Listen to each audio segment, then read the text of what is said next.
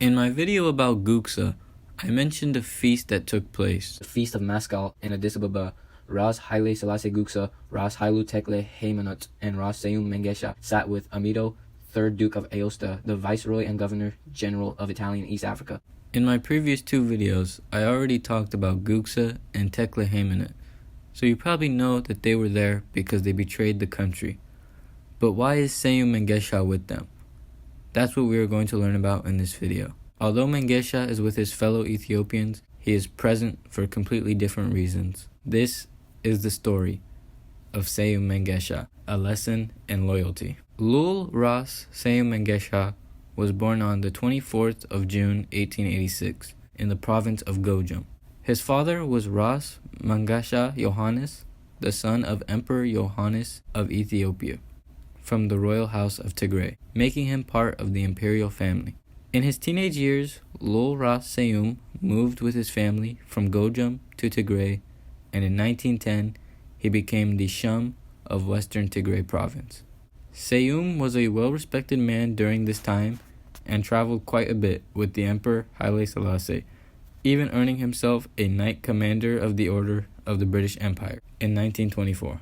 Eventually, Italy, led by dictator Benito Mussolini, invaded Ethiopia, and from October 1935 to February 1936, during the Second Italo-Ethiopian War, Lul Ras Seyoum Mengesha commanded the army of Tigray. Lul Ras Seyoum and forces under his command played significant roles in the Ethiopian Christmas offensive, the First Battle of Tembien, and the Second Battle of Tembien. For 7 long months, Lul Ras Seyoum and his army from Tigray were the only force preventing the Italians from invading Ethiopia from Eritrea.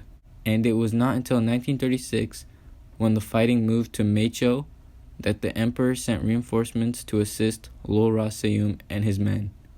The subsequent failure of Ethiopian forces to prevent the Italians from invading resulted in the Italian occupation of Ethiopia. Lul Ras Seyoum and a small contingent of Ethiopian nobility were taken to Italy as prisoners of war. Lul Ras Seyoum, his wife Princess Atsede Asfau, and youngest child, son Dejesmech Mengesha Seyoum, were accompanied by close family members during their 2-year captivity as prisoners of war. Their Italian captors accorded the family decent treatment, and it was during this time that Lul Ras Seyoum and the Duke of Aosta developed a friendship that would later aid in the return of Lul Ras Seyoum and his family to Ethiopia upon the appointment of the Duke as Viceroy to Ethiopia. This explains how Seyoum Mengesha ended up at the same table as Guksa and Tekle Haymanut. Furthermore, his friendship with the Viceroy enabled Lul Ras Seyoum to play an influential role in securing the release of 3,000 Ethiopian POWs being held in Italian Somaliland. Unlike Guksa and Tekle Haymanut, Mengesha actually cared about his country and had too much integrity to betray it, so he found another way to ensure his safety by making friends with the enemy without turning his back on the Ethiopian Empire.